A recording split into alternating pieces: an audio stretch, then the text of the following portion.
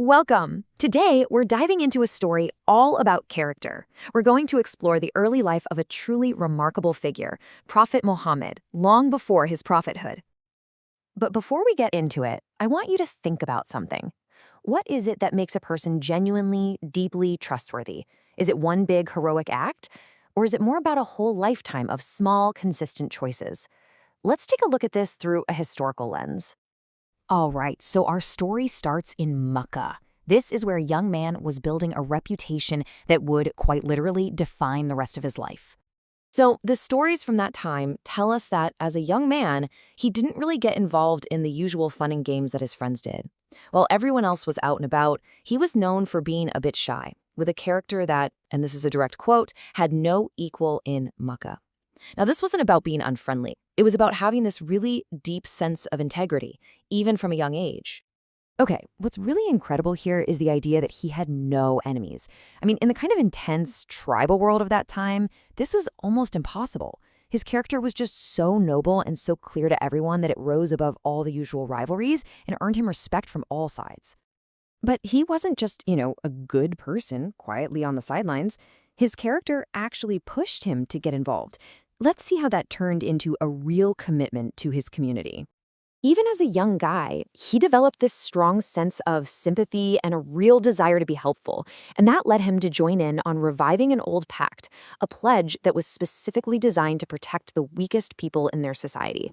This was called the Half-Ul Fudul, or the Pledge of Virtues. You can kind of think of it as a citizens' alliance for justice. The members promised to make sure things were fair and safe for everybody, especially for people who didn't have any power. And this slide just breaks it down perfectly. The four main goals were super practical and fair: keep the peace between different tribes, protect people traveling through, help out the poor and needy, and of course, shield the weak from anyone trying to oppress them. His involvement just shows how committed he was to social justice right from the start. So we have this picture of integrity and public service. But sometimes it's not the big formal pledges, but the simple everyday moments that really show you who someone is. There's this amazing story from this time that just illustrates this perfectly. A trader, a man named Abdul ibn Abi al-Hamsar, was doing some business with the young Muhammad. They met in the street, and the trader said, "Hey, wait here for me. I just need to take care of something really quick. I'll be right back." Okay, so get this. The trader, he just forgot. He went on with his day and completely forgot about the man he'd left waiting for him in the streets. And according to the story, Muhammad waited. Not for an hour, not for the rest of the day. He waited there for 3 days. 3 days. Just let that sink in for a second. 3 full days. The patience, the absolute dedication to a simple promise made on the street.